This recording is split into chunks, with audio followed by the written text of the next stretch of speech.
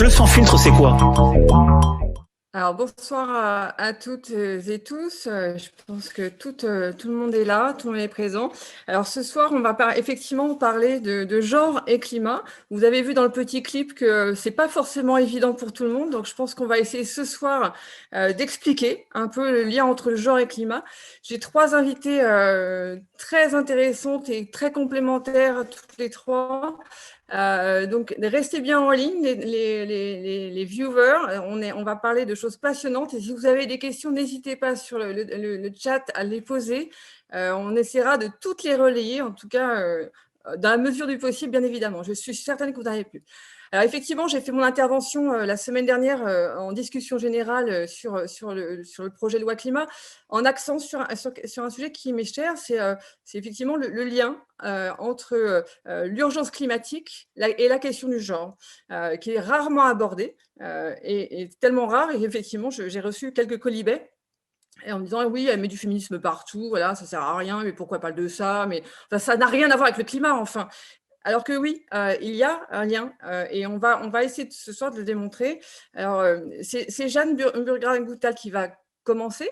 Vous avez travaillé, vous êtes philosophe, je crois, et vous enseignez en tout cas la philosophie. Alors attendez, j'admets Paula Forteza dans la salle d'attente. Et vous avez voulu un peu, je pense que vous avez voulu dépasser aussi le thème qui peut être un peu militant, justement, de l'écoféminisme, qui renvoie parfois à un discours assez simpliste sur l'homme prédateur, et que je vous cite, qui nique la planète comme il nique sa mère. Donc, j'aimerais que vous commenciez pour nous expliquer cette philosophie de l'écoféminisme. Bonsoir, merci beaucoup pour l'invitation. Alors moi, je ne vous entends pas très bien. Je ne sais pas si tout le monde vous entend. Là, ça devrait être mieux.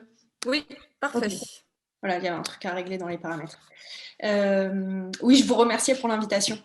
Et donc, effectivement, en fait, donc, l'écoféminisme, il commence à se médiatiser depuis quelques mois ou on va dire 2-3 ans. Mais souvent d'une façon ultra simplifiée, qui fait qu'effectivement, ces thèses ne sont pas recevables. Si on le simplifie au point de dire l'écoféminisme, c'est de dire voilà, effectivement que les hommes sont des prédateurs et qu'il y aurait par essence chez les hommes, donc au sens d'être humain de sexe masculin, une tendance ci et ci et ça. En fait, c'est un discours qui n'est pas recevable. Déjà parce qu'il agresse les hommes, et en plus parce que sur le plan théorique, en fait, il est faux. Et donc moi, ce qui m'importait, c'était de voir comment les théoriciennes de l'écoféminisme, depuis le milieu des années 70, ont articulé les questions féministes et les questions écologistes. Et en fait, ce que j'ai découvert au cours de mes recherches, c'est que donc, ce mouvement, il existe depuis le milieu des années 70, comme je viens de l'évoquer, donc il a quand même 45 ans d'existence, à la fois militante et à la fois théorique. Donc il y a énormément de manières beaucoup plus fines qui ont été élaborées pour essayer de comprendre quel sens ça fait et selon quels arguments plus valables que juste une espèce de critique un peu floue. Donc avec quel sens et quels arguments on peut considérer qu'il y a un sens à parler d'injustice environnementale entre les sexes, ou de considérer qu'il y a des articulations entre le capitalisme écocide et le patriarcat, ou encore, d'une façon plus abstraite peut-être, pourquoi dans l'imaginaire occidental moderne, on a tendance à associer le féminin à la nature, au corps, aux émotions, et le masculin plutôt à la culture, à la transcendance. Donc voilà, c'est difficile de résumer, mais en tout cas, ces différentes manières possibles de comprendre la façon dont, à la fois dans la structure de l'économie, dans l'histoire, dans la façon dont le capitalisme fonctionne, dans la façon dont nos psychismes aussi sont influencés par une culture foncièrement patriarcale et qui a associé femme et nature, comment tout ça crée des liens profonds. Mais justement, du coup, on a besoin pour les comprendre de remonter aux racines. donc des liens profonds entre féminisme et écologie ou entre leurs ennemis communs. D'accord. On reviendra certainement effectivement sur la philosophie parce que je vais donner la parole à Fanny Petitbon, qui vous êtes responsable de plaidoyer chez CARE.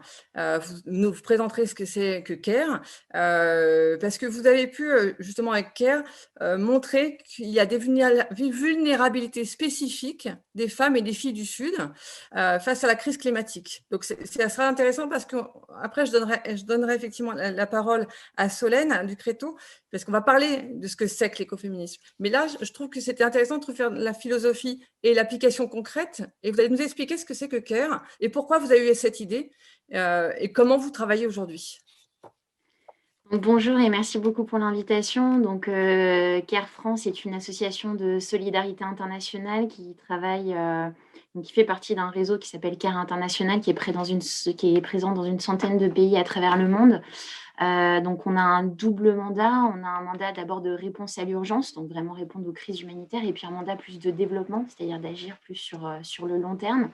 Notre savoir-faire, c'est d'appuyer les populations locales. C'est vraiment une approche basée sur les communautés. Et le fil rouge de l'ensemble de nos projets, que ce soit sur l'éducation, le climat, la santé, c'est vraiment l'autonomisation des femmes et des filles. Donc, c'est-à-dire qu'à chaque fois qu'on agit sur un secteur, eh bien, on le fait en s'assurant qu'on s'attaque aux rapports de pouvoir inégaux entre les femmes et les hommes, y compris donc sur le changement climatique.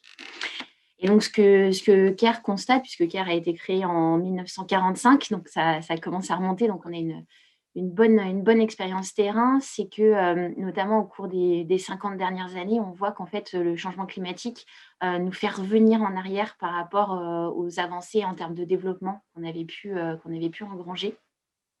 Qu'en fait, ce changement climatique, c'est l'une des pires injustices de notre époque parce qu'il affecte le plus les populations qui en sont le moins responsables.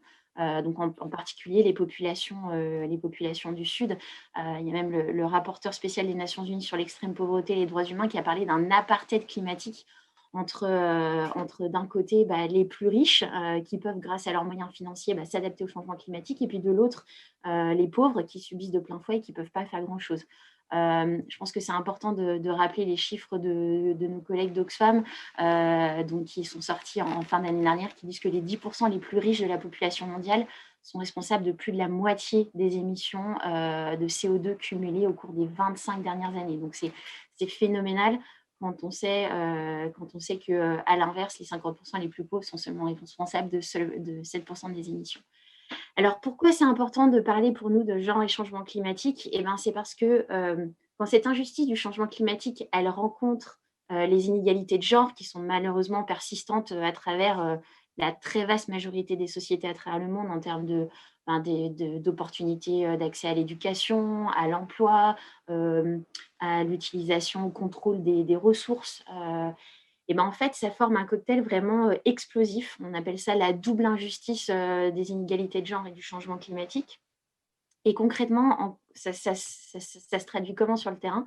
Ce qu'on voit, c'est que le changement climatique, il se transforme en surcharge de travail pour les femmes et les filles, parce que ce sont elles qui parcourent des distances de plus en plus longues pour aller chercher des ressources naturelles comme l'eau, comme le bois de chauffage, en fait, pour subvenir aux besoins de leur famille et à leurs besoins, parce que notamment la déforestation, la sécheresse, les inondations rendent ces ressources de plus en plus rares. Et donc, c'est du temps qu'elles ne peuvent pas dédier à développer des activités génératrices de revenus, comme développer un petit commerce ou une activité agricole. C'est du temps qu'elles ne peuvent pas utiliser pour faire partie de conseils de décision au niveau local. Et puis, comme les femmes, elles ont cette surcharge de travail, elles vont avoir besoin d'aide. Et donc, elles vont aller chercher cette aide auprès de leurs enfants. Et malheureusement, c'est plus souvent les filles qui sont déscolarisées en premier que les garçons. Donc, c'est aussi des générations qui sont perdues. Ce qu'on voit aussi, c'est que quand la nourriture vient à manquer à cause des sécheresses, des inondations qui sont plus récurrentes, les premières à se priver, c'est les femmes. Elles vont privilégier le fait que leur mari, que leurs enfants mangent. Donc ça, c'est en termes d'insécurité alimentaire, c'est très fort. Ce qu'on voit aussi, c'est que quand il y a des catastrophes naturelles liées au changement climatique, qui ne font malheureusement qu'augmenter, les femmes sont particulièrement touchées parce que dans beaucoup de pays, en fait, les femmes ne savent pas nager, les femmes et les filles, parce que dans beaucoup de pays, les femmes et les filles ne peuvent pas quitter leur domicile si elles n'ont pas l'accord d'une figure masculine. Donc voilà, quand il y a une urgence comme ça qui se passe, s'il n'y a pas quelqu'un pour leur dire qu'elles ont le droit de quitter leur maison, elles vont rester ou elles vont s'occuper de ceux qui en ont le plus besoin, notamment les vieillards. Et malgré tout ça, malgré cet impact, cette vulnérabilité spécifique des femmes au changement climatique, on se rend compte que les femmes, elles ne font pas partie, elles ne sont pas représentées dans les instances de décision sur le climat, que ce soit à la toute petite échelle locale au Niger, en Équateur, en Thaïlande, comme dans les négociations internationales sur le climat. Et ça, c'est véritablement problématique. Ce qui est aussi problématique, c'est que les femmes, elles ont vraiment des tas d'idées, des solutions pour lutter contre le changement climatique, mais qu'on leur donne très peu la possibilité de les développer. Donc ça, c'est un autre gros sujet pour nous, c'est comment faciliter l'accès à des financements pour soutenir les initiatives des femmes, des organisations de femmes sur le terrain.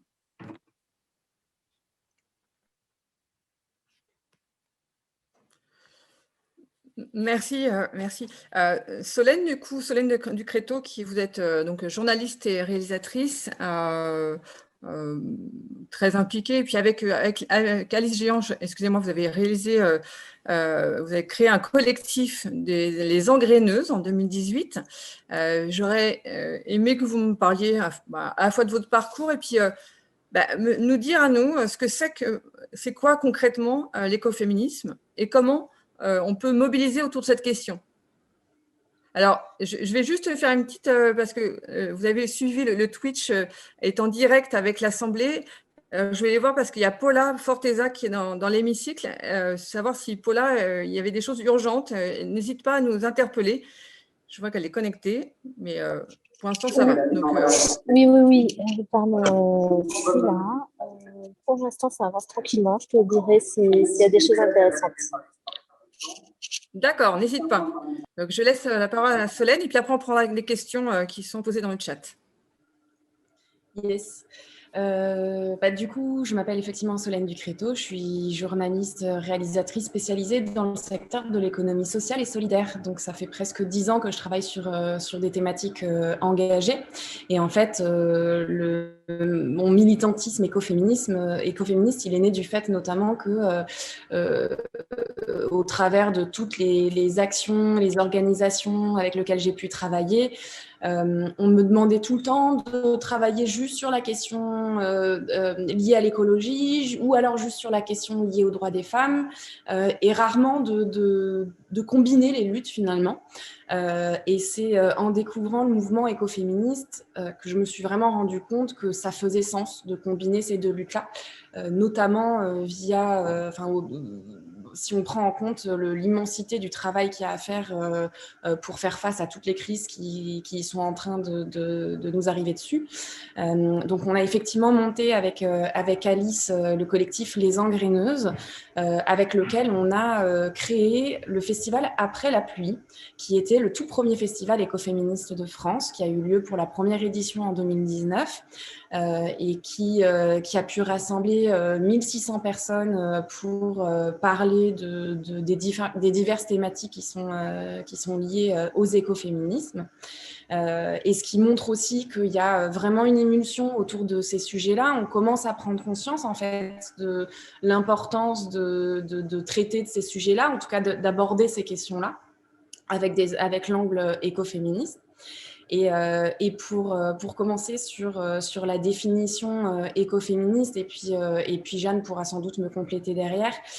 Déjà, c'est très difficile effectivement de donner une définition en 3 mots parce que c'est vraiment un mouvement complexe qui vise à repenser notre société de façon vraiment globale et de façon vraiment radicale. Mais pour au moins aller à l'essentiel, la première des lectures, c'est effectivement de traiter de façon conjointe les questions liées à l'écologie et aux droits des femmes. Et ensuite, en fait, on va aller plus loin parce qu'on va venir travailler sur ce qu'on appelle les systèmes d'oppression patriarcale. C'est un peu, au final, tout le monde connaît ce système-là. Hein. C'est ce fameux schéma de la pyramide avec un big boss, un grand patron qui est au-dessus et qui fait pression sur tous les autres. Et nous, on va venir travailler sur ces systèmes d'oppression-là parce qu'on remarque que tout simplement, il agit de la même façon, que ce soit sur les femmes, au travers des violences faites aux femmes, au travers des inégalités qu'on peut observer un peu partout dans le monde, y compris sur les questions climatiques, mais aussi sur la planète, sur l'extraction des ressources illimitées, sur les pollutions, sur voilà, tous les problèmes qui sont engendrés par ça. Et au final, en venant travailler sur ce système d'oppression patriarcale, on va venir aussi débloquer certaines autres problématiques qui sont liées au final à ce même système d'oppression, comme notamment les problèmes liés au racisme, aux dérives du capitalisme, à l'homophobie. Voilà, il y a tout ce qu'on peut, le spécisme, tout ce qu'on peut y mettre aussi derrière. Et c'est pour ça que c'est un peu complexe de prendre le mouvement dans son ensemble parce que c'est vraiment protéiforme et il y a plein de branches différentes, mais c'est aussi ce qui en fait toute sa richesse et voilà, et sa diversité et ce qui en fait quelque chose d'intéressant. D'accord. Alors, Delphine, je vois que tu apparais. Est-ce que tu veux ajouter quelque chose? Puisque parfois, quand on apparaît, on met sa caméra, c'est pour poser une question. Sinon, on disparaît. Bon, ben alors, je disparais. OK. Est-ce que Jeanne voulait compléter? Je lisais les questions déjà qui montaient là sur le chat. Oui, j'ai quelques questions déjà de Monsieur Le Chat, par exemple. Bonsoir, les inégalités femmes-hommes liées à l'environnement sont-elles aussi présentes dans nos sociétés occidentales ou les pays développés sont-ils moins sujets à ce genre d'inégalités? Alors, je crois qu'on a un peu répondu avec Solène. Ce serait donc un problème de développement. Est-ce que quelqu'un veut répondre à cette question? Je peux commencer, puis si quelqu'un veut… Voilà. Pour donner effectivement un exemple en France, tout simplement, ce qu'on observe, c'est que en repartant de ce sujet central qui est que les femmes sont les premières victimes des changements climatiques et de toutes les crises, quelles qu'elles soient de toute façon, notamment parce qu'elles sont les plus précaires d'un point de vue vraiment financier, entre autres. En France, on assiste à certains phénomènes qui vraiment met en œuvre ce cumul d'oppression, ou en tout cas de malchance. C'est pas de la malchance, mais on se sera compris. L'exemple que le plus simple, c'est tout simplement qu'on observe que ce sont principalement les femmes qui se retrouvent dans des logements précaires, dans des grandes collectivités, dans les bordures de grandes villes, en périphérie, dans des tout petits appartements avec aucun accès ni à de la culture, ni à de la verdure, un peu de nature parce que dans des grandes étendues bétonnées. Et puis, devant subir, de par la périphérie de ces bâtiments-là, à la fois les pollutions, qu'elles soient sonores, qu'elles soient liées aux rocades, aux grosses voies d'autoroute, ou les voies routières à côté. En fait, il y a vraiment une espèce de cumulation qui se fait. Et ça, dans les villes, en fait, on s'en rend très bien compte. Oui, Jeanne, vous voulez… Oui, si je peux oui, bien sûr. quelque chose. Alors, en fait, c'est vrai que ce qui rend la question compliquée, c'est que, évidemment, la catégorie femme n'est pas une catégorie homogène, de la même façon que la catégorie homme, et que sous l'étiquette femme, il y a des situations sociales, économiques, culturelles, des questions aussi d'origine ethnique, etc., qui font que ce n'est pas du tout une catégorie homogène. Ceci dit, il y a des politiques d'égalité hommes-femmes, etc. Donc, ça veut dire que même si, évidemment, pour penser les choses précisément, on doit bien prendre en compte la diversité de cette catégorie, n'empêche, ça a un sens politiquement, et c'est ce qui est fait depuis des décennies, de considérer quand même que ce mot signifie quelque chose. Donc, si on prend l'exemple, donc du coup, la question, ça sera déjà, premier point, même si ce n'est pas une catégorie homogène, on peut remarquer qu'il y a une plus forte pauvreté dans la catégorie femmes que dans la catégorie hommes. Alors, je suis vraiment nulle pour retenir les chiffres, donc désolée, ça sera un peu approximatif, mais par exemple, un chiffre que j'ai retenu qui m'avait beaucoup marqué, c'est que la retraite moyenne en France pour une femme est de 1 100 € par mois et pour un homme de 1 900 € par mois. Donc, c'est un différentiel énorme et ce différentiel, évidemment, il ne tombe pas du ciel, il est la conséquence d'inégalités salariales accumulées pendant toute la vie professionnelle, du fait que les femmes gagnent moins que les hommes à poste égal, que peu de femmes accèdent à poste égal, que quand un couple fait un enfant, généralement, ça va être la femme qui va arrêter de travailler, etc. Donc, c'est des choses bien connues qui font qu'il y a une précarité économique accrue des femmes. Il y a même un rapport de l'ONU qui dit « la pauvreté a un visage de femme ». Et ce n'est pas le cas qu'à l'étranger, c'est le cas dans tous les pays. Donc, il y a ce premier point à prendre en considération qui fait qu'on peut comprendre la vulnérabilité économique des femmes qui les rend plus vulnérables de ce fait aux dégradations environnementales. D'autre part, on peut réfléchir aussi à ce qui fait le point commun entre, alors peut-être pas toutes les femmes, mais la majorité des femmes. Donc, au cours de leur vie, à peu près 80% des femmes ont des enfants. Et généralement, quand un couple a un enfant, le partage des tâches domestiques n'est pas égalitaire, le partage de l'éducation, du temps consacré à l'éducation des enfants non plus. Il reste une répartition des rôles très patriarcale dans la plupart des familles. Et ça, on le voit bien, par exemple, actuellement avec le Covid, avec le confinement. Par exemple, là, la refermeture des écoles, bon, c'est la cata pour beaucoup de parents, mais en fait, c'est surtout la cata pour beaucoup de mères. On a vu, et donc c'est complètement lié à l'environnement. Le virus, enfin, voilà, je ne refais pas tout le tableau, mais à la fois l'émergence du virus, sa circulation rapide, fait qu'on peut légitimement le considérer comme un aspect de la crise environnementale et que d'ailleurs, avec le dégel du permafrost, ça va certainement se reproduire, cette circulation de virus dans les années à venir. Donc, c'est un problème environnemental. On dit crise sanitaire, mais cette crise sanitaire est un aspect de la crise écologique. Donc, on est pleinement dans le sujet.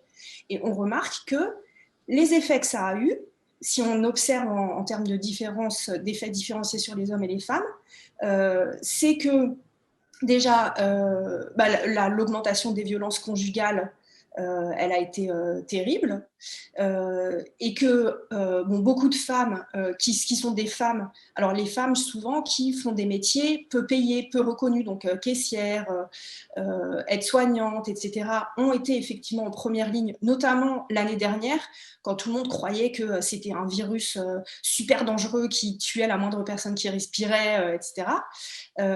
Et que donc il y a eu ce premier effet différencié, et que pour les femmes qui ont des enfants, il y a une sorte de contrainte double. Alors, celles qui devaient continuer à travailler à l'extérieur, je ne sais pas comment elles ont fait, mais sinon, pour beaucoup de couples, c'est les mamans qui soit arrêtent de travailler ou diminuent le travail pour pouvoir s'occuper des enfants quand les écoles ferment, ou au moment du confinement, quand les deux parents télétravaillaient, il y a énormément de témoignages qui montrent que souvent, le papa, il trouvait un bureau pour s'isoler, et puis du coup, il pouvait se cultiver, profiter du plaisir du confinement pour écouter des podcasts, et que les mères de famille, et j'invente pas, il y a énormément d'enquêtes là-dessus, se sont retrouvées à devoir télétravailler, plus s'occuper des enfants, avec l'ordi sur un petit coin de table de la cuisine, etc. Donc, il y a vraiment un recul de la condition féminine lié à cet événement.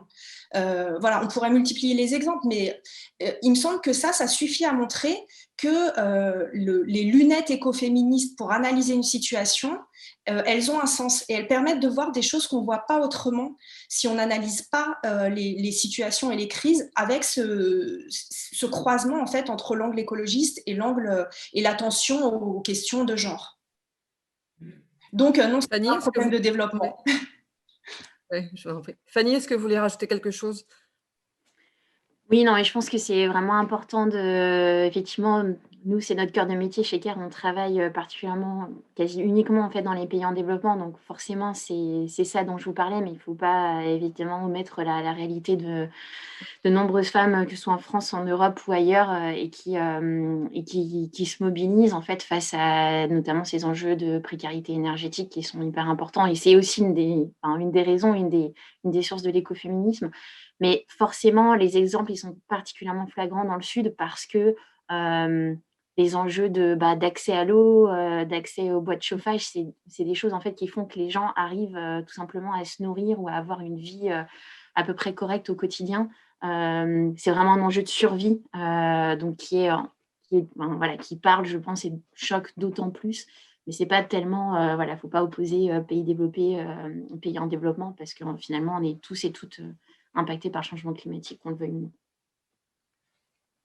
Et il y a une question, je suis entièrement d'accord. Je pense qu'effectivement, je pense que c'était un peu les propos de Solène aussi, c'est que effectivement, cette domination et l'impact sur les femmes, il est partout pareil. Effectivement, il est peut-être plus prégnant dans les pays en voie de développement, puisqu'effectivement, vous parlez de l'accès à l'eau, l'accès à l'éducation est rendu encore plus difficile. Mais on sait que par exemple, et Jeanne, j'aime bien justement cette chaîne, ce continuum en fait, qui fait que l'on voit l'impact direct. Et on l'a vu par exemple sur l'IVG, la crise sanitaire, accès à l'IVG rendu complexe, ce sont les femmes qui sont concernées. On a une question de Courgette 799. Je ne sais pas qui va me répondre à ça, mais je pense que c'est intéressant. Il faut 2 luttes différentes contre le changement climatique, dont une menée par les femmes. C'est une question un peu provoque, mais je trouve que… Alors moi, je ne suis pas d'accord. Je pense qu'effectivement, il faut une convergence de lutte et non pas une division, parce qu'on y arrivera mieux à travailler ensemble, mais je suis ouverte à vos avis sur ce sujet. Je veux bien commencer. Tout à fait d'accord avec vous, Alban, parce que c'est vrai que pour nous, CARE, c'est très, très clair. En fait, il faut vraiment lutter de fond contre les changements climatiques et les inégalités femmes-hommes. En fait, il faut arrêter de penser les choses en silo. C'est vraiment le motto, le slogan qu'il faut qu'on ait tous en tête. Et tout le monde, enfin beaucoup de gens parlent de l'accord de Paris sur le climat qui a été adopté en 2015, dont les États sont encore très très très très loin d'honorer leurs engagements à l'heure actuelle. Mais l'une des grosses avancées avec l'accord de Paris, c'est que pour la première fois dans un traité environnemental, les États disent quand on lutte contre le changement climatique, il faut qu'on prenne en compte les enjeux de droits humains, d'égalité femmes-hommes, de droits des populations autochtones, de sécurité alimentaire, d'équité, de justice entre les générations. Et ça, c'est un message qui est hyper important. C'est-à-dire que l'action climatique, elle ne doit pas se faire au détriment des droits des populations, au détriment des inégalités qui existent en fait et qui sont exacerbées par le changement climatique. Et ça, vraiment, c'est quelque chose qu'il faut marteler, notamment à un moment, on est vraiment à un moment charnière. Désolée d'être un peu dramatique dans mes propos, mais les scientifiques sur le climat, ils sont très clairs. On a, en gros, les 9 prochaines années, elles sont critiques si on veut vraiment inverser la tendance et tout faire pour rester en dessous de la limite de 1,5 degré de réchauffement climatique, sachant que la planète, elle s'est déjà réchauffée de plus de 1 degré par rapport à l'ère pré-industrielle. Donc, en gros, là, c'est le moment ou jamais de revoir nos modèles de consommation, de production, de mobilité. Enfin, c'est des changements énormes qui sont demandés.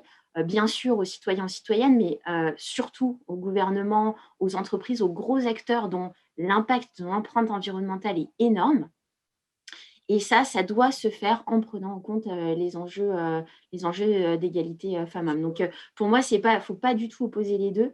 Et aussi, ce qui est très important, c'est de dire que quand on veut faire en sorte que les femmes puissent être des voix dans les décisions sur le climat, que leurs actions soient soutenues, l'idée, ce n'est pas de prendre du pouvoir aux hommes pour en donner aux femmes. En fait, c'est rééquilibrer des rapports qui sont malheureusement déséquilibrés entre les sexes, des rapports de pouvoir depuis des décennies, des siècles, et qu'il est temps d'y mettre fin. Donc, voilà, essayons de saisir cette opportunité et notamment la relance post-Covid sur tous les enjeux de transition énergétique peut être un levier hyper intéressant pour accélérer ça. Alors, je suis entièrement d'accord, et puis je crois que dans le chat aussi, hein, les gens sont plutôt d'accord à ne pas opposer effectivement les différents combats, et que le combat pour l'écologie sera aussi un combat pour plus de justice sociale et pour l'égalité femmes-hommes. Tous ces combats se mènent en même temps. Delphine, tu voulais prendre la parole? Je te Oui, laisse. un petit mot, merci Albam, pour essayer d'expliquer que, en fait, c'est pas de dire que les deux combats doivent se mener ensemble, c'est d'essayer d'expliquer que c'est le même. Alors, je vais partir peut-être de Trump ou de Bolsonaro. Vous voyez, Trump et Bolsonaro, ils sont en même temps climato-obscurantistes, en même temps sexistes, en même temps homophobes, en même temps xénophobes. Et il y a une cohérence, en fait, dans, dans la vision de la société, outrageusement sexiste, destructeur de la forêt amazonienne pour ce qui est de Bolsonaro, destructeur des peuples autochtones d'Amazonie. Tout ça, en fait, a une certaine cohérence, en fait. Et du coup, en face, il y a une autre cohérence qui est une autre vision de la société. Et en fait, ce que met les changements de civilisation qu'on doit opérer pour lutter contre le changement climatique, pour préserver la biodiversité, induisent la nécessité de changer notre rapport à la nature, en fait, de changer notre rapport au vivant. Et c'est ça que porte l'écoféminisme, et j'allais dire pour tout le monde, pour les femmes, pour les hommes, pour les jeunes, pour les plus âgés, pour tout le monde. C'est pas un combat qui soit réservé aux femmes. Mais ça permet de comprendre aussi comment ça se fait qu'on trouve beaucoup de femmes en première ligne de ce... Par exemple, en France, on a parlé des pays, d'autres pays, mais par exemple, il n'y a pas de hasard à ce qu'en France, on trouve particulièrement des femmes en première ligne des combats pour la santé environnementale, contre les pesticides. L'affaire, par exemple, des bébés sans bras, ce sont des femmes et des mères de famille qui ont mis ça sur la place publique. C'est une femme aussi vous voyez, qui a révélé ce problème. Et on pourrait multiplier les exemples. Dans les mouvements de la jeunesse aujourd'hui autour de Greta Thunberg, on voit aussi toute une génération de filles s'engager pour l'écologie. Dans les manifestations, la dernière marche pour le climat, je ne sais pas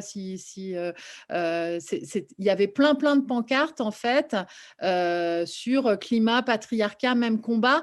Voilà, ça devient quelque chose de plus en plus conscient en fait qu'il faut abolir les inégalités de genre, les inégalités entre les sexes et changer notre rapport au vivant. C'est ça, je pense, le sens aussi du... Donc, par rapport aux questions qu'il y a dans le chat qui opposaient les hommes et les femmes, c'est pas ça le propos. Voilà, c'est ça que je voulais préciser. Merci pour cet éclairage. Solène ou Jeanne, vous voulez peut-être compléter peut-être? Oui. En fait, je trouve ça intéressant et significatif comme question, mais effectivement significatif d'un contresens total sur l'objet de l'écoféminisme. Enfin, je crois qu'on a bien compris ce qu'ont dit Fanny Petitbon et Delphine Batho, que c'est pas du tout ça l'objet. Mais en fait, cette question, elle est aussi absurde que si on disait, bon, on remarque que le changement climatique a des impacts différenciés sur les vieux, par exemple. Est-ce qu'il faudrait deux luttes climatiques, dont une menée par des vieux?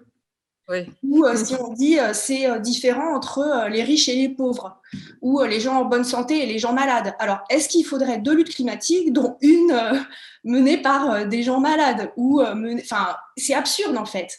L'idée, c'est que c'est une lutte pour la justice climatique. Donc, quand on parle de justice climatique, ça veut dire, comme l'a rappelé Delphine Batho, que c'est pas deux luttes différentes, il n'y a pas une lutte écologiste et une lutte pour la justice sociale, notamment de genre, mais dans l'écoféminisme, on inclut aussi la justice de classe, la justice de race, la justice internationale, etc. L'objet de l'écoféminisme, c'est de vouloir absolument rendre indissociable la lutte écologiste et la lutte pour la justice sociale.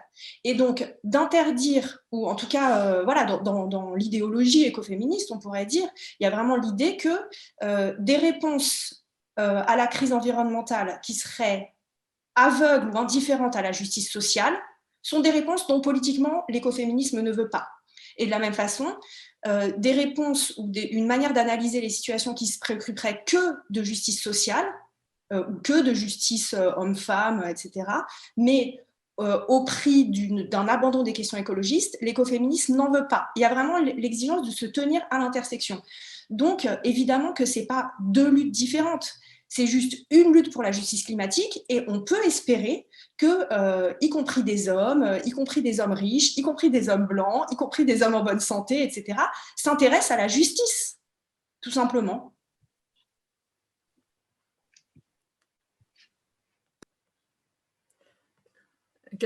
Pas d'autres réactions? Sinon, j'ai une autre question. Peut-on faire le lien entre écoféminisme et intersectionnalité? Est-ce que... Ouais, je peux Fanny, commencer. Et puis, et après, peut-être que... Alors, je vais juste demander à Paula si elle souhaite intervenir parce qu'elle dit que le titre sur se déplacer commence dans l'hémicycle. Alors, peut-être que Paula veut prendre la parole ou pas. Je vais voir juste. Oui, les prises de parole là, on donc on a changé de rapporteur, donc on commence sur ces questions de déplacement et quelques amendements se défendent Ensuite, il faut faire cet amendement de reste d'achat, même compris au prix et à la collection et à l'achat d'un véhicule sur la fin des ventes des véhicules, en particulier les types polluants qui permettront qui était une proposition de la Fondation citoyenne pour le climat.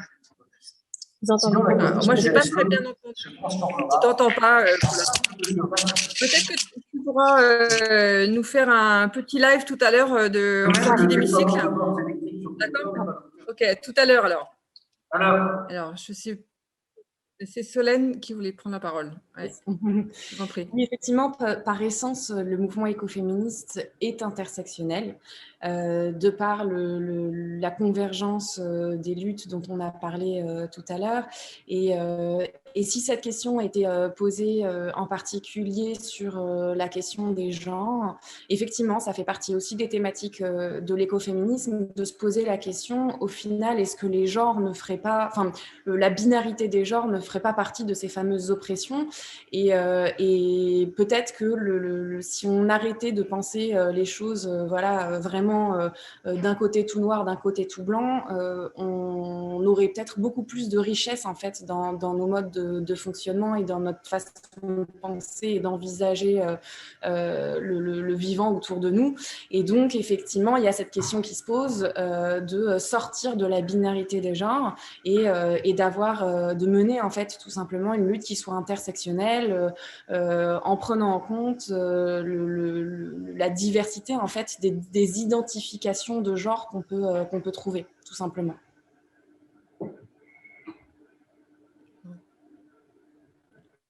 Fanny, vous voulez rajouter quelque chose? Non?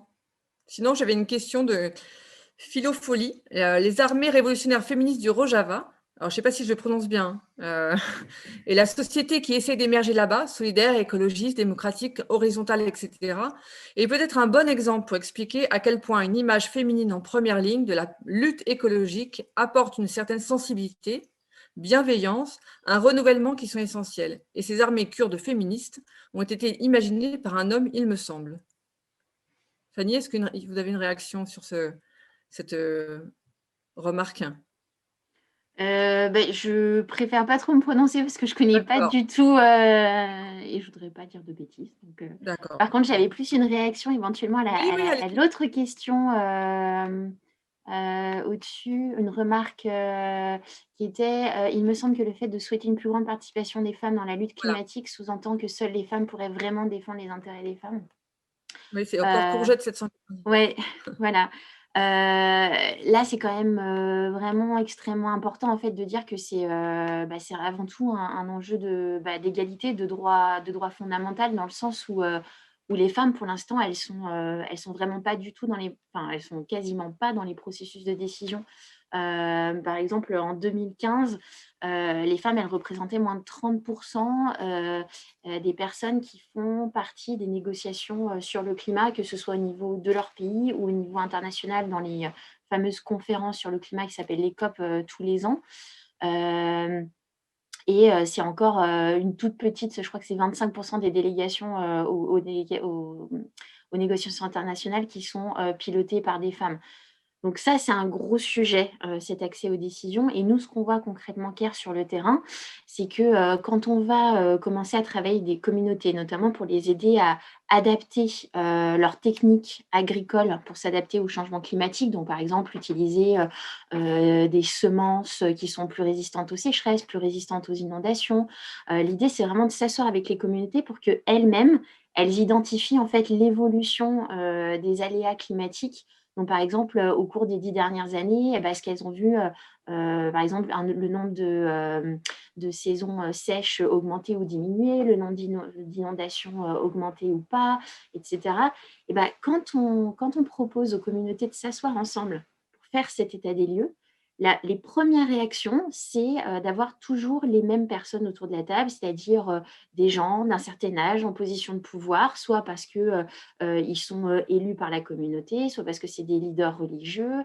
Et donc, on met de côté les femmes, on met de côté les femmes et les hommes de groupes qui sont marginalisés ou qui sont de classe sociale plus basse, en fait. Et donc, on continue à reproduire ça. Donc, nous, à travers notre action, ce qu'on fait, c'est en fait de dire, non, en fait, il faut une représentativité dans ces cercles-là, sinon on n'avancera pas. Et c'est de pouvoir se dire, OK, voilà l'évolution des aléas qu'on a vus. Qui est responsable dans la communauté pour aller chercher l'eau, pour aller chercher le bois, pour prendre les décisions, pour gérer l'argent? Et ça permet en fait à tout le monde de mettre à plat en fait comment fonctionne leur société et comment ça pourrait évoluer vers le mieux pour tout le monde en fait si on répartissait mieux en fait la gestion des ressources, la gestion des revenus, etc. Et donc identifier ensemble quelles sont les solutions. Et donc ça, c'est très important pour nous parce qu'il y a évidemment tous les savoirs qu'il y a au niveau des communautés. Il y a aussi le fait de mettre en lien ces populations locales, par exemple, avec leurs instituts météorologiques nationaux qui ont des données scientifiques et qui ne sont pas toujours accessibles ou déchiffrables par ces populations. Donc, leur permettre de les comprendre et ensuite de mettre en œuvre ces solutions et que ce soit une mise en œuvre qui soit faite par les femmes, par les hommes. Et donc vraiment, là, l'idée, ce n'est pas de dire il y a juste les femmes qui peuvent défendre les intérêts des femmes, mais il faut qu'elles puissent être là pour, en fait, améliorer la résilience de leur communauté face au changement climatique. Donc là, je parle particulièrement au sud, mais ça vaut aussi dans les pays du Nord. Oui, et ça ça complète en fait une remarque que l'on a sur le chat, effectivement, il faut donner une place aux femmes justement dans cette lutte. Mais donc, il y a une question qui est associée à ça, comment faire dans une société encore très patriarcale? Alors, vous l'avez un peu dit, il faut mettre à plat, il faut casser un peu ce système et redéfinir, je crois, notre organisation pour qu'effectivement les femmes soient associées, et pas que pour les sujets de femmes, mais bien évidemment sur l'ensemble des sujets qui composent notre société. Solène, vous voulez peut-être réagir? Je vois. Oui. Non, j'allais juste rajouter que effectivement c'est bien de donner la place aux femmes sur tous ces sujets-là. Je pense qu'en parallèle aussi, il ne faut pas attendre qu'on nous donne la place parce que sinon on risque d'attendre encore longtemps. Donc, idéalement, il faudrait à la fois qu'on nous donne la place et qu'on puisse nous aussi la prendre, cette place-là. Pour ça, effectivement, c'est plus facile à dire qu'à faire, mais il y a quand même des initiatives qui sont en train de se mettre en place. Je donne un exemple que j'aime beaucoup et qui a été mené par la FNAB, donc la Fédération nationale d'agriculture biologique, qui s'est notamment rendu compte que très peu de femmes étaient au rendez-vous à toutes les réunions décisionnaires des stratégies de la fédération. Et elles se sont rendues compte notamment que la raison majeure était que ces réunions-là avaient lieu tout le temps à des moments où, le soir, où il fallait préparer le repas, aller faire les devoirs avec les enfants, les coucher, tout ça. Et encore une fois, y compris dans le milieu agricole bio, ce sont les femmes qui sont en grande majorité en charge de toutes ces tâches-là. Et donc, elles ne pouvaient pas tout simplement aller aux réunions parce qu'il fallait s'occuper des enfants. Donc, elles se sont organisées en réseau pour faire des gardes alternés pour pouvoir se permettre en fait d'aller aux réunions les unes et les autres par intermittence en organisant un roulement, ce qui leur a permis quand même d'avoir une meilleure visibilité et de pouvoir prendre leur place dans ce réseau-là. Et je donne un deuxième exemple qui lui est tout nouveau et qui parle de la politique. Il y a notamment une communauté qui s'est créée qui s'appelle Les Investis et qui vise justement à mettre en place plus de femmes dans le milieu politique et des femmes issues principalement de la société civile, des femmes engagées. Et c'est donc un cursus de formation sur 1 an qui les a formées à se présenter à des législatives, à mener bien un mandat de façon éthique, de façon solidaire, avec des vraies valeurs, tout ça. Et c'est un programme gratuit et ça montre. Et c'est surtout un programme autogéré. Ce sont des femmes, c'est un groupement de femmes qui se sont dit un jour, on ne va pas attendre qu'on nous explique comment on va faire, on va s'organiser pour apprendre ensemble avec plein d'expertes qui ont pu accompagner un peu tout ça et ça montre aussi qu'en fait c'est faisable. C'est juste que voilà, ça nécessite effectivement du temps, de l'engagement. Quand on a des enfants, bien évidemment, c'est encore plus compliqué. Mais voilà, il faut aussi avoir les deux en tête, il faut donner l'occasion à des femmes de pouvoir prendre leur place. Et si on se rend compte que ce n'est pas possible, tenter des choses pour essayer de la prendre de notre côté aussi. Je pense que les deux, c'est bien. Ce serait bien, idéalement. Alors, effectivement, je suis d'accord avec vous. Il y a l'idée de prendre sa place et mettre en œuvre les conditions pour y arriver ensemble quand on ne peut pas tout seul. Mais dans certaines sociétés ou dans certaines, même en France, hein, je pense que c'est plus difficile, je crois, de prendre cette place. Il faut encore… je ne dis pas seulement nous la laisser, c'est qu'effectivement, on pourrait dire on va vous laisser et on va revenir sur la politique des quotas. Enfin, c'est pas le sujet, mais c'est une société qui aussi, alors c'est un terme que j'aime pas trop parce qu'il est très utilisé, mais société bienveillante et ouverte à toute sa diversité, toute sa richesse que fait la société française ou les sociétés dans leur globalité. Donc c'est pas que prendre la place, c'est aussi construire et bâtir une société qui laisse à chacun sa place. Enfin, une place, voilà, qui lui permettent d'agir. Parce que même là, vous me parlez c'est les indécises, hein, c'est ça, les indécises dont vous avez parlé à l'instant.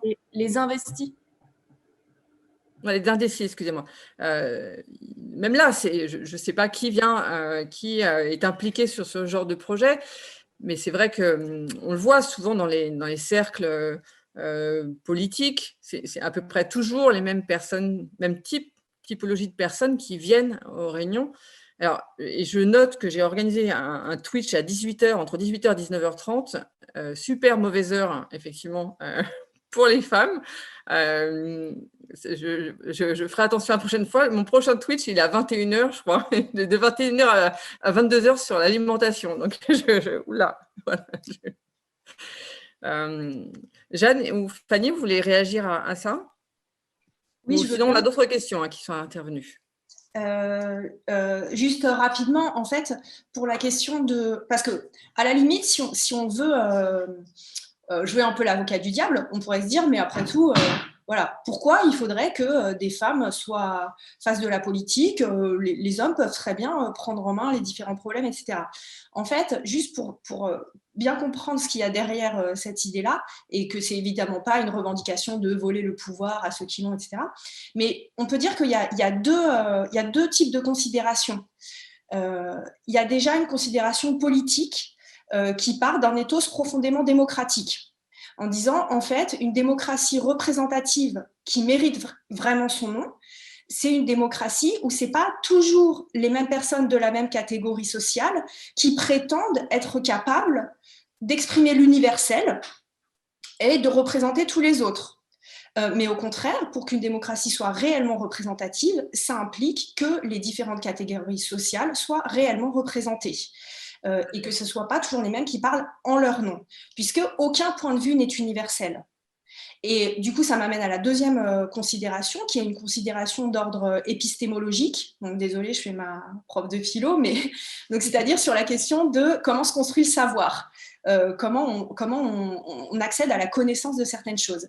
Et en fait, l'écoféminisme, en termes d'épistémologie, donc de philosophie de la connaissance, il est lié notamment à ce qu'on appelle l'épistémologie du point de vue situé, qui consiste à dire, en fait, nos connaissances, personne n'a une connaissance absolue, le point de vue de Dieu est inaccessible, donc chacun a une connaissance qui est située en fonction de son expérience. Et notre expérience ne va pas être la même si on est une mère de famille ou un père de famille, ou si on travaille dans tel secteur d'activité ou dans tel autre, si on est une femme et qui du coup a vécu un certain nombre d'expériences que vivent les femmes, ou si on est un homme et que du coup on a vécu d'autres expériences, etc. On peut démultiplier selon les positionnements sociaux. Et donc, dans cette mesure, l'idée, c'est que pour construire des solutions politiques intelligentes, il faut multiplier les points de vue. Il faut que ces différents points de vue situés puissent être en dialogue et puissent échanger différentes expériences. Et que c'est qu'à partir de là qu'on peut vraiment parler d'intelligence collective. Que sinon, en fait, on est toujours dans le même type de solution, imaginé à partir du même logiciel, dont on n'a pas l'impression actuellement qu'il marche super bien. Donc, il y a cette idée aussi dans l'accès des femmes à la représentation politique et dans l'accès de la diversité, des minorités à la représentation politique. Il y a l'idée que peut-être, non seulement c'est plus démocratique, mais peut-être c'est plus intelligent si les différentes situations, les différentes expériences peuvent s'exprimer et délibérer. Alors, on va faire un retour dans l'hémicycle. Je crois qu'il y a un amendement de Mathieu Orphelin qui est en discussion. On va écouter quelques minutes, voir les différents arguments en séance. Si on veut bien mettre le son. Investissements considérables, des dizaines de milliards qui sont consacrés à cela, et nous ne devons pas prendre de retard. Je disais, il faut organiser l'ensemble de la chaîne de valeur. Le problème n'est pas de fabriquer des véhicules électriques, on peut faire venir des batteries chinoises ou des batteries asiatiques, plus largement. La question, c'est qu'on fabrique des batteries en France et en Europe. C'est vrai pour les batteries, c'est vrai pour les piles à combustible. Demain, il faudra industrialiser tous ces systèmes et c'est comme cela qu'on pourra aussi remplacer les emplois qui peuvent être perdus sur l'ancien système. Prenez l'exemple de Trémery, par exemple, en Lorraine. C'est une usine qui était l'usine maîtresse, en fait, en matière de fourniture de moteurs, pour PSA et pour d'autres. 900 000 véhicules thermiques. L'objectif, c'est de passer plutôt à 900 000. Pourquoi porte l'amendement de Mathieu? Il vise à prévoir la fin des ventes des véhicules particuliers les plus polluants dès 2030. Oui, c'est ça. Il met en position de la Convention citoyenne pour le climat. Voilà. On a besoin de ce temps-là pour organiser l'ensemble de la filière et qu'on continue à créer de la valeur en France et en Europe. Je rappelle que les capacités de production... Non, il est sur le chat. Il n'a pas le droit de parler, Mathieu, donc c'est Denis Sommer qui parle. Sur les gammes moyennes, par exemple, qu'est-ce qui va se passer? On va affaiblir ces véhicules-là, mais sachant que la plupart des constructeurs font fabriquer les petits véhicules en dehors de l'Hexagone et en dehors de l'Europe, parce que c'est là qu'il y a le moins de valeur ajoutée, eh bien, on se tire une balle dans le pied. Donc, il faut accompagner cette transition. Et encore une fois, notre objectif, c'est l'environnement. Notre objectif, c'est plus d'écologie dans notre économie et faire de l'écologie une question centrale dans notre démarche et dans notre réflexion. Mais nous sommes responsables de la réussite de la transition que nous souhaitons. Et c'est sur la transition que nous devons travailler pour être véritablement efficaces et encore une fois créateurs de valeur et créateurs d'emplois dans notre pays. Merci, chers collègues. Monsieur le rapporteur général. Merci, Madame la Présidente. Je crois que Intéressant ce début de titre 3, peut-être, je rejoins ce que vient de dire notre collègue. C'est intéressant, je crois que finalement nous partageons tous le même objectif, c'est de sortir ces véhicules fossiles. Et la question importante que nous essayons de traiter dans ce titre, c'est à quelle vitesse on peut faire cette sortie. Et on sent bien que certains sont prudents sur les impacts industriels et on peut parfaitement les comprendre. Certains voudraient aller plus vite et peut-être le faire en 2030, mais on voit bien que notre proposition, ce que nous amenons ici, c'est à la fois une ambition et un équilibre. Ce que nous faisons, l'ambition, c'est justement de donner des jalons, 2050 pour la neutralité, 2040 pour la fin des véhicules à énergie fossile, 2030 maintenant qui est le nouveau jalon. Et on voit bien que ça donne du temps, ça donne une direction, mais ça donne du temps aux industriels. Et de la même manière, il y aura dans ce texte, il y a depuis le début dans ce texte, et en particulier dans ce titre, des mesures très importantes. On prend beaucoup de temps pour les industriels, pour les lobbies, pour les agriculteurs, pour tout le monde. C'est un peu contradictoire, hein. La philosophe pourrait d'ailleurs intervenir sur le temps et l'urgence. Voilà. Voilà, je pense que c'est un bon débat qui doit nous regrouper. Et nous devons, je crois, sortir de ce titre 3 avec un consensus sur la vitesse à laquelle nous devons le faire. Merci. Merci beaucoup. Monsieur Coquerel. Autrement dit, il est urgent d'attendre. Voilà, c'est ça, il est urgent d'attendre. Donc, il y aurait un bon débat écoféministe à avoir sur l'industrie automobile et sur le rapport à l'automobile. Si vous voulez, on peut lancer. Voilà, parce qu'effectivement, on a parlé effectivement aussi, je ne sais plus, j'avais des chiffres aussi sur la pratique du vélo chez les femmes, qui est plus faible d'ailleurs que chez les hommes. Donc, il y a aussi des interrogations aussi sur comment on réfléchit à nos nouveaux moyens de déplacement et l'impact que ça peut avoir sur les femmes, sur leur propre déplacement à elles. Et donc, réfléchir de manière effectivement plus pragmatique aux choses et aux politiques publiques que nous menons. Alors, j'ai coupé qui tout à l'heure? Je ne sais plus. Je ne sais plus qui j'ai coupé. Bon. Sinon, on a d'autres questions.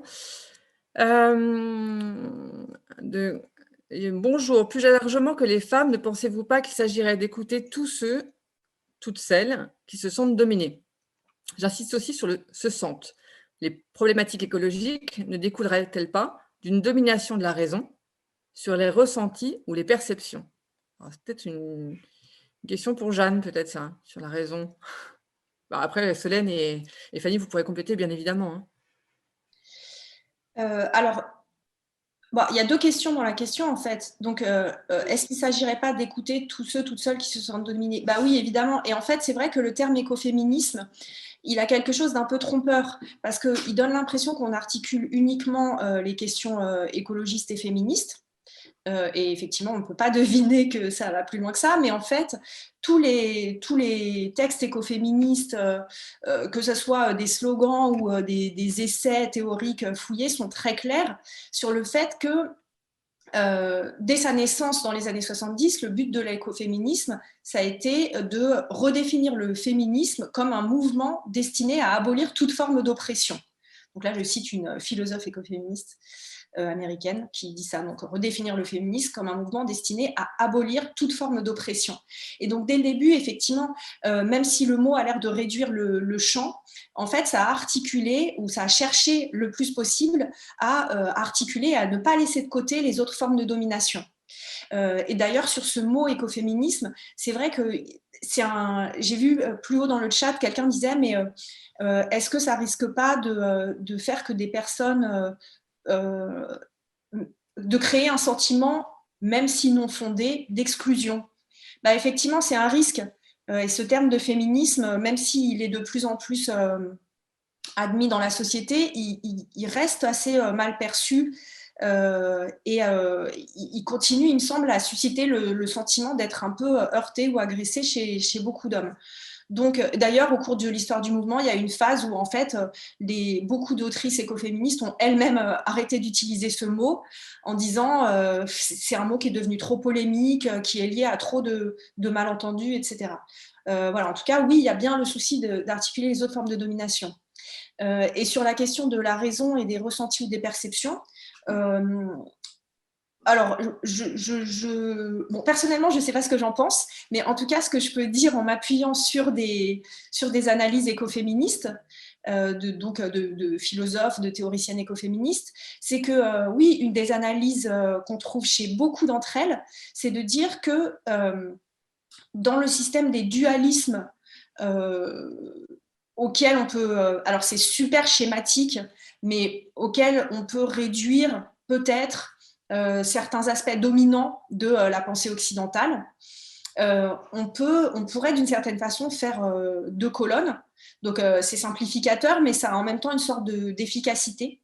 Donc une colonne qui mettrait ensemble le féminin, la nature, le corps, la sensibilité, les émotions, et de l'autre côté, le masculin, la rationalité, la culture, l'intellect, l'esprit.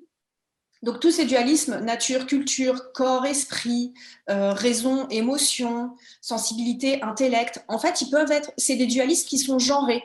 C'est des dualismes qui recoupent la binarité masculin-féminin dans les stéréotypes de genre. Et donc, du coup, oui, ça fait sens de dire c'est une forme de raison, ou en tout cas plutôt de rationalisme étriqué, parce que je tiens à garder quand même un sens positif au terme de raison.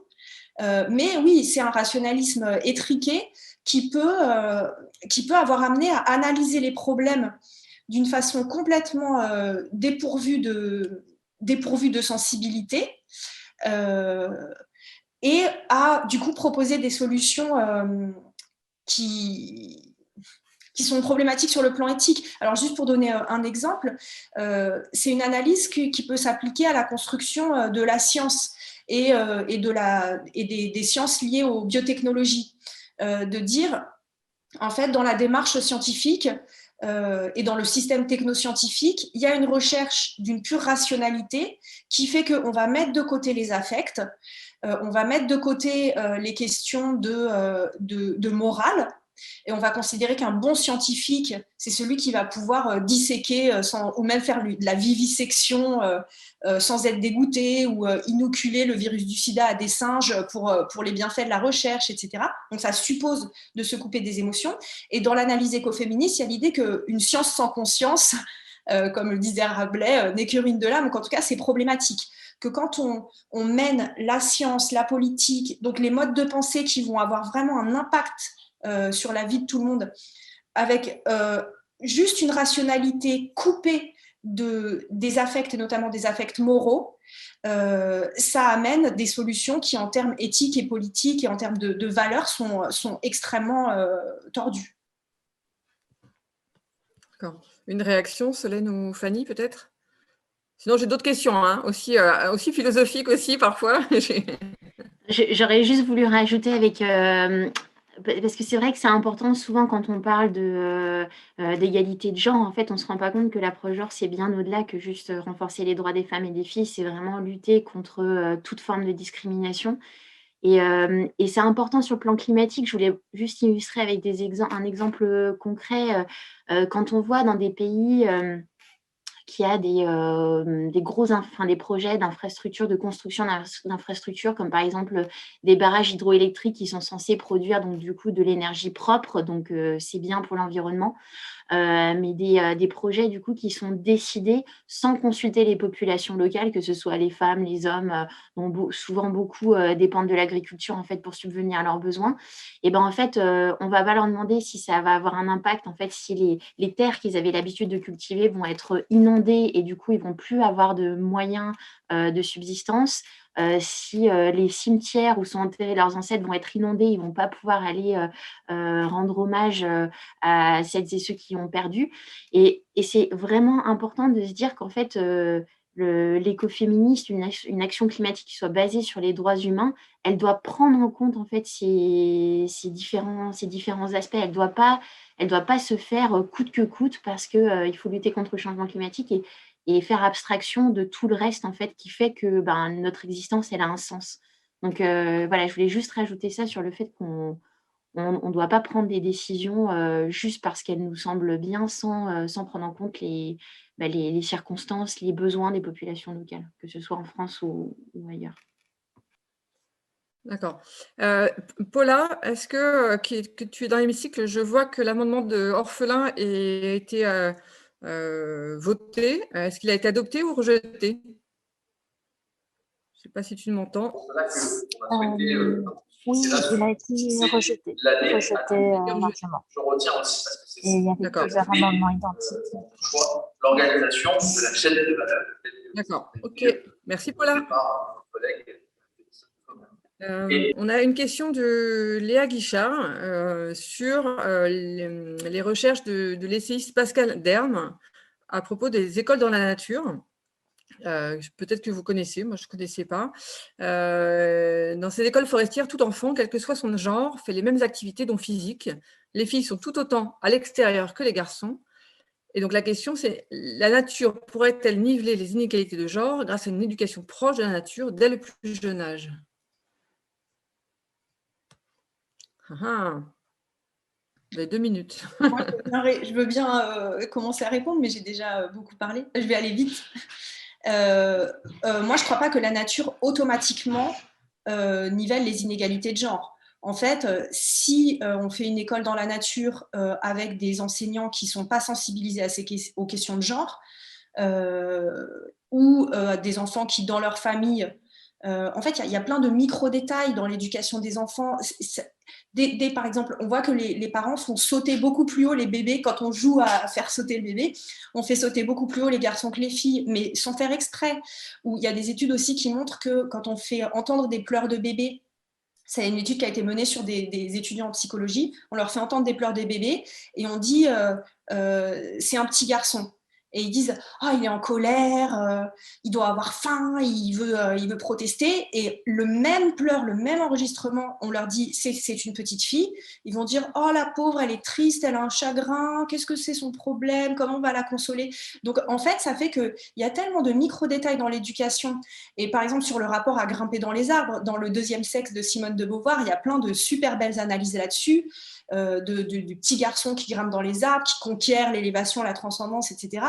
Donc, s'il n'y a pas explicitement de la part des parents de ces enfants-là et de toute l'équipe pédagogique un souci de contrer ces espèces d'automatismes qui font qu'on genre l'éducation pour les enfants, la nature ne va pas automatiquement niveler les inégalités, je crois.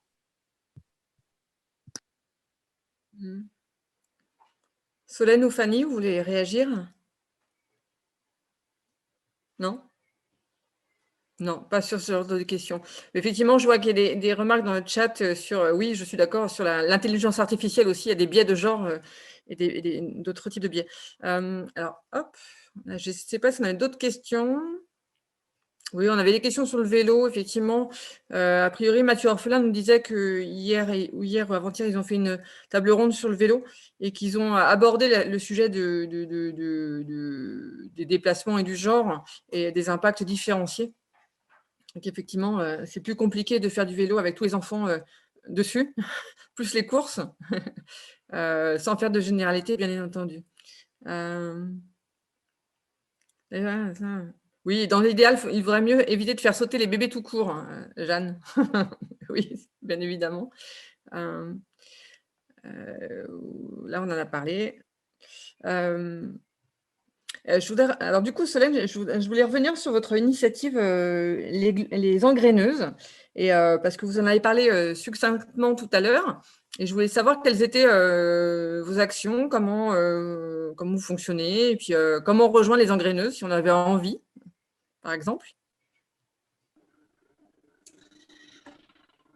Effectivement, déjà la première des choses, c'est qu'on a fait partie des toutes premières associations à avoir un peu une émulsion autour de l'écoféminisme auprès du grand public, hein, parce qu'on s'était donné cette mission-là de sensibiliser en priorité le grand public sur ces questions-là.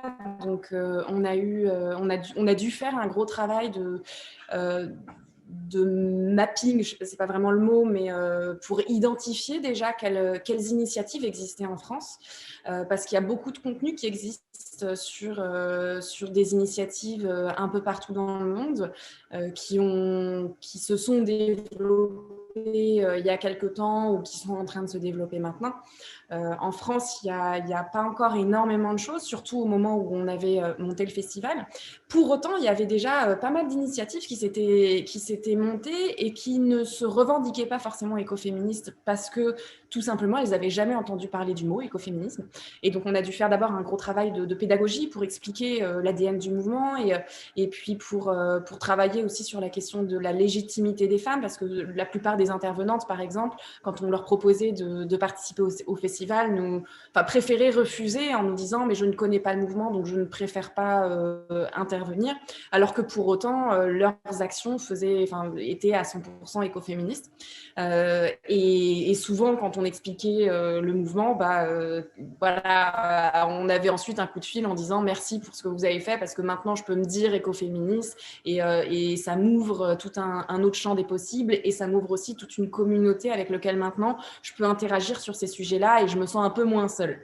Donc on a fait un gros travail comme ça pour rassembler en fait tout un tas de personnes qui avaient envie d'en savoir plus sur ce mouvement-là, de se rassembler ensemble pour faire des choses aussi, parce qu'on a fait pas mal d'ateliers, on en a fait à l'occasion d'autres événements aussi pour mettre les mains dans la terre ou faire des choses ensemble, en fait, se retrouver toutes ensemble pour apprendre sur des sujets différents et puis surtout créer du contenu aussi autour de l'écoféminisme, parce que en 2019, quand on a monté le festival, mis à part le livre Reclaim qui a été sorti par Émilie H et le livre Sœurs en écologie de Pascal Derme dont on parlait juste avant, il n'y avait encore pas énormément de contenu qui ne soit pas du contenu purement universitaire de recherche, ou alors c'est des contenus un peu, qui ne sont pas forcément digestes à la lecture et qu'on n'a pas forcément envie sur lequel on n'a pas envie de se pencher quand on ne connaît pas du tout le mouvement. Donc, créer du contenu qui soit accessible au travers de conférences, d'ateliers, de petites vidéos, de revues de presse, tout ça, en fait, ça a permis aussi de construire un socle pour faire un peu évoluer les consciences, ou en tout cas les états de connaissance en fait des gens autour de ces sujets-là, et on y a sans doute contribué, on n'était pas les seuls pour autant, mais maintenant on se rend compte qu'on commence à peine à dépasser ce stade-là, et on en est ravis. Maintenant, je vois les questions qu'on nous pose là sont bien plus poussées que celles qu'on nous posait il y a 2 ans, donc on en est ravis. Et on n'en a pas parlé là, mais Jeanne vient de sortir un livre aussi, ça contribue à enrichir le mouvement sur les différentes réflexions autour de l'écoféminisme. Avec les engraineuses aussi, on a sorti un livre qui s'appelle Après la pluie, horizon écoféministe, avec plein de formats de textes différents qui permettent d'en apprendre plus au travers de la poésie, au travers de tutos, au travers de textes philosophiques. Jeanne y a d'ailleurs participé. C'est construire en fait tout un tas de connaissances autour de ces sujets-là. Ça nous paraît primordial pour pouvoir ensuite passer à l'action et le faire de façon consciente. Donc voilà. Après, malheureusement, le Covid nous a un peu freiné sur le passage à l'action. On avait énormément de choses en présentiel de prévues. Là, ça n'a pas été trop possible, même si on a quand même fait la 2e édition en octobre dernier en version virtuelle. Mais c'est vrai que c'est très frustrant.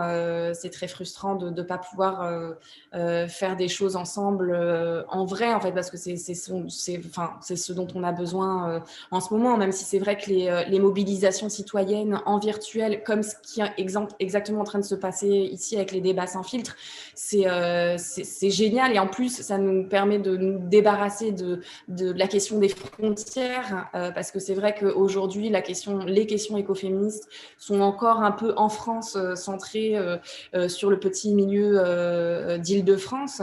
Donc là, toutes les mobilisations citoyennes comme on fait là aujourd'hui, ça nous permet de nous émanciper des questions de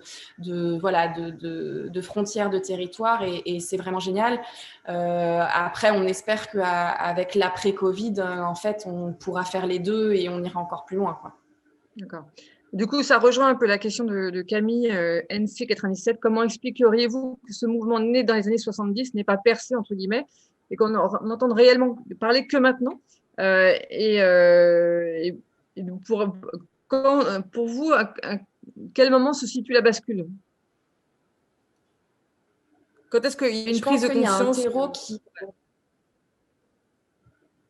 Je pense qu'il y a un espèce de terreau fertile qui s'est préparé, en France en tout cas, au travers d'abord la COP21 qui s'est fait en France et qui a posé vraiment dans le débat public les questions liées au climat. Et ensuite, quelques années après, on a eu les vagues du MeToo et du Balance ton port qui a posé sur le débat public des questions liées à l'égalité entre les femmes et les hommes, aux questions d'oppression aussi dans les différents secteurs de métiers, à commencer par le cinéma, mais ensuite élargi sur d'autres secteurs. Et la convergence de ces deux événements-là ont en fait préparé le terrain, à mon sens, pour commencer à aborder un peu les questions écoféministes avec un niveau qui soit un peu plus parler de féminisme, ça devient de moins en moins féministe.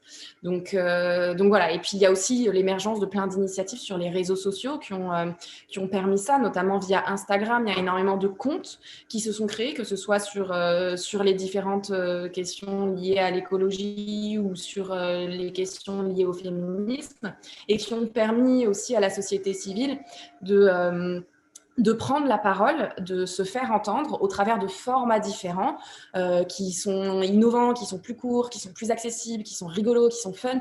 Et ça aussi, ça a permis de rendre les questions liées au climat et au féminisme peut-être un peu moins barbantes, si on peut dire ça comme ça, et de traiter les deux, du coup, de façon plus facile, plus accessible, du moins.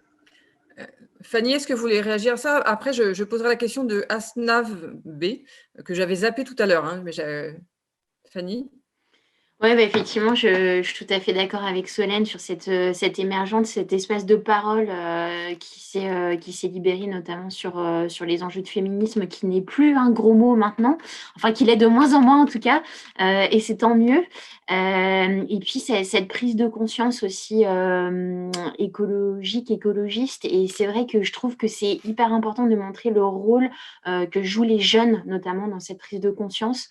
On l'a vu avec l'émergence du mouvement Fridays for the Future, notamment avec Greta Thunberg, mais il y a aussi des activistes du Sud dont on parle moins. Il y a Vanessa Nakate qui est ougandaise. Et en fait, je trouve ça vraiment important parce qu'en fait, les enjeux d'environnement, de climat vraiment prennent le pas sont dans le débat public et deviennent aussi un facteur de vote. En gros, il y a un message qui est de plus en plus remonté auprès des responsables politiques que s'ils ne sont pas crédibles dans leurs mesures, dans leurs propositions pour lutter contre le changement climatique, mais aussi pour faire avancer les droits des femmes, ils risquent tout simplement de ne pas être élus ou réélus. Et ça, c'est vachement important, surtout maintenant. En France, on est à un an des prochaines élections présidentielles, législatives. Il faut que ce message y soit entendu. Il faut que notamment les jeunes soient entendus, soient consultés, et pas qu'on pense juste à eux au moment de on veut collecter des votes, et après, une fois qu'on a vos votes, on est élu et on passe à autre chose et on vous oublie. Mais là, je trouve qu'il y a quelque chose qui est très important, et c'est vrai que de voir que, par exemple, dans de plus en plus de sondages, quand on demande aux Français quelles sont leurs préoccupations majeures, on voit que les enjeux climatiques deviennent aussi importants que les enjeux d'emploi, de capacité d'achat. Donc ça, c'est vraiment un signal très fort. Et voilà, j'espère que les responsables politiques ou ceux qui souhaitent le devenir l'entendront. D'accord. Du coup, je reprends la question que j'avais zappée tout à l'heure, Asnav B, sur ce que Jeanne vous disiez tout à l'heure sur le rapport, ça a dualité rationalisme étriqué et sensibilité. Alors, on revient à votre débat tout à l'heure. Ne peut-il pas être rapporté au phénomène de dissociation bien connu des personnes victimes de violences sexuelles? Autrement dit, ne pourrait-on pas tout résoudre si on soignait et écoutait les victimes de telles violences, les auteurs, qui ont pour un certain nombre été victimes auparavant? Alors, on fait le rapprochement, effectivement, de dissociation. Jeanne, est-ce que vous voulez répondre à cette question ou est-ce que c'est… Alors, ça dépasse mon champ de compétences parce que voilà, je ne suis pas psychologue du coup, c'est des sujets que je connais à travers des lectures, mais pas de façon suffisamment compétente pour me permettre d'émettre un avis sur cette question. D'accord, très bien. Est-ce que vous voulez réagir par ailleurs sur l'autre question, sur la question précédente? Oui, sur la question précédente, ça c'est un sujet que j'ai réussi à mieux étudier. Donc, sur les conditions de la réémergence, je partage complètement les analyses de Solène et Fanny. Effectivement, c'est depuis la COP21 qu'il y a eu un sursaut. Et puis ensuite, voilà, Balance ton port, MeToo, les marches pour le climat, Fridays for the Future, etc. Enfin, il y a vraiment un terreau qui a expliqué ça.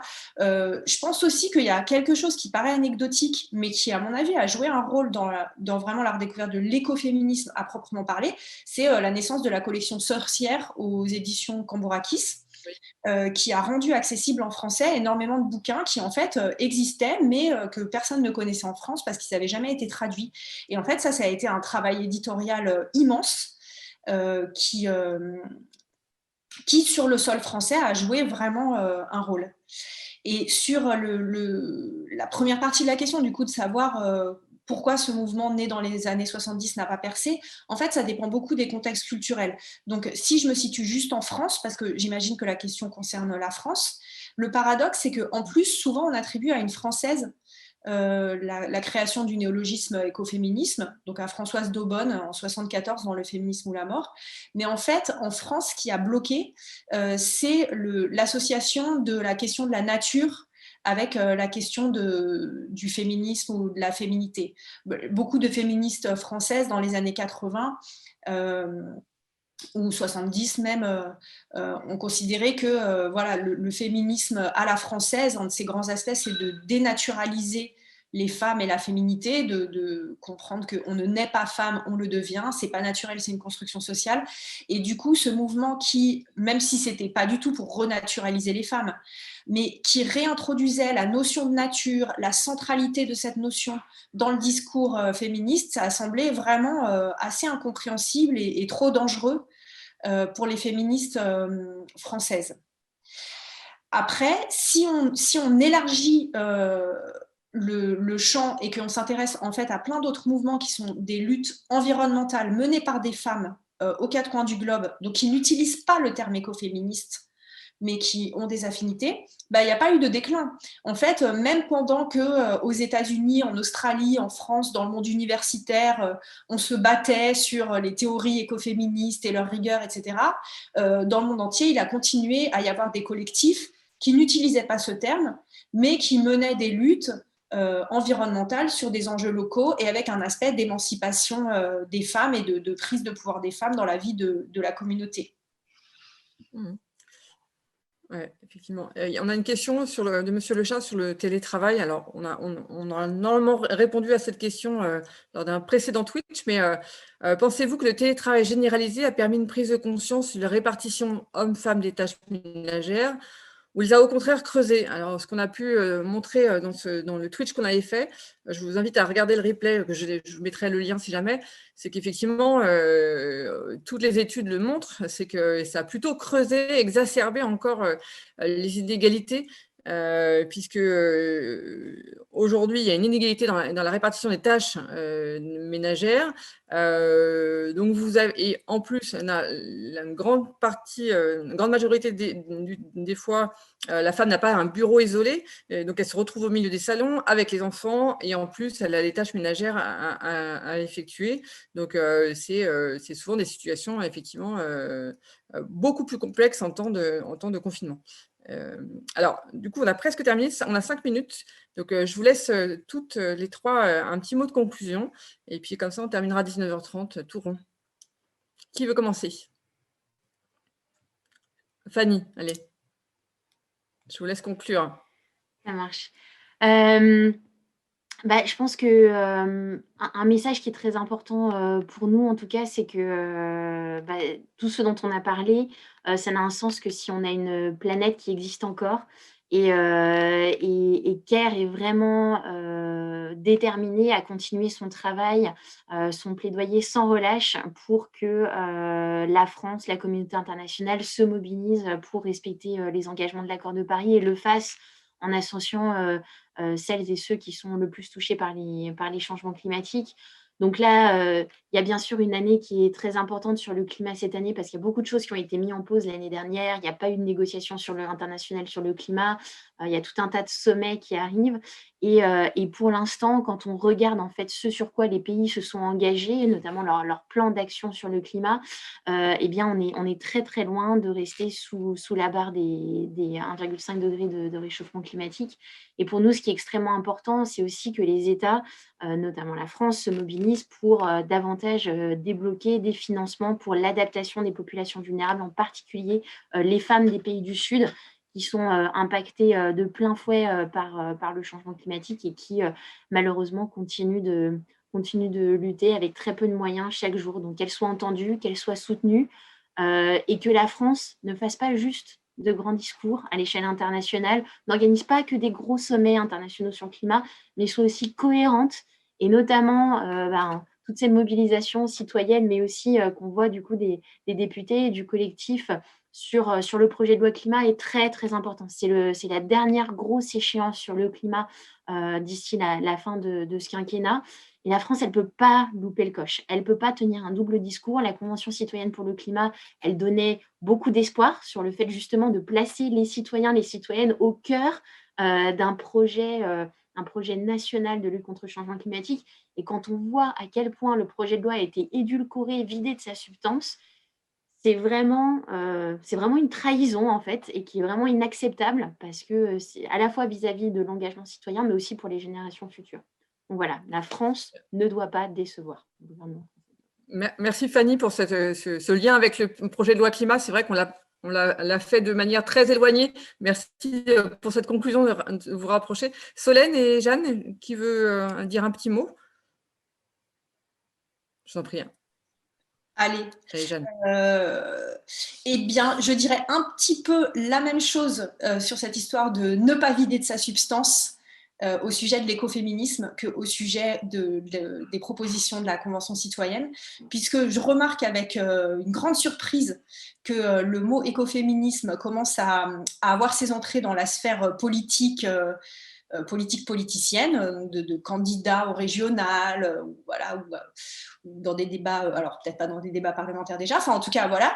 Et en même temps, pour l'instant, il me semble que souvent c'est utilisé comme un mot qui doit faire joli sûrement, comme un slogan. Et de ce que j'ai pu entendre pour l'instant, il me semble que c'est avec une grande méconnaissance du mouvement et de sa radicalité politique. Donc là aussi, ce que je voudrais dire pour conclure, c'est que si des candidats à des élections utilisent le terme écoféminisme, très bien, mais ne pas trahir ce mot, ne pas trahir ce mouvement et l'utiliser avec un sens basé sur une connaissance de son histoire et sur une vraie radicalité des valeurs écoféministes et pas juste de la poudre aux yeux. Alors, je ne sais pas si nos candidats aux élections régionales nous suivent sur Twitch, mais j'espère qu'ils ont bien entendu, puisque certains ont été invités, comme Mathieu Orphelin, que vous avez vu tout à l'heure, donc je ne sais pas s'il a entendu. Solène, vous vouliez rajouter quelque chose ? C'est difficile de conclure avec les deux premières conclusions qui étaient déjà très pertinentes. Non, je terminerai peut-être juste sur un petit adage écoféministe qu'on aime bien citer aussi et qui rappelle justement l'importance de la convergence des luttes et de la radicalité du mouvement écoféministe et qui dit tout simplement qui voudrait la part égale d'un gâteau cancérigène. Parce qu'effectivement, à quoi bon se battre pour sauver la planète et sauver le climat si c'est pour mettre de nouveau de côté la moitié de la population mondiale et vice-versa, à quoi bon se battre pour l'égalité si c'est pour se rendre compte qu'en fait, tous ensemble, on ne peut plus vivre sur cette planète. Voilà, et très belle conclusion. Je vous remercie à toutes les trois. Alors non, ce soir, il n'y a pas de débat sans filtre. On fait une pause. Le débat sans filtre revient lundi. C'est ça. Alors ma collab me dit, oui, lundi à 18h avec Aurélien Taché sur le logement. Je vous souhaite une très bonne soirée. Je vous remercie, mesdames. Et puis, bonne continuation et bon courage pour vos combats. Au revoir. Merci. Au revoir à tous les viewers. Et merci pour vos questions, toutes les plus intéressantes les unes que les autres. On lance le jingle. Le sans filtre, c'est quoi? Sans filtre.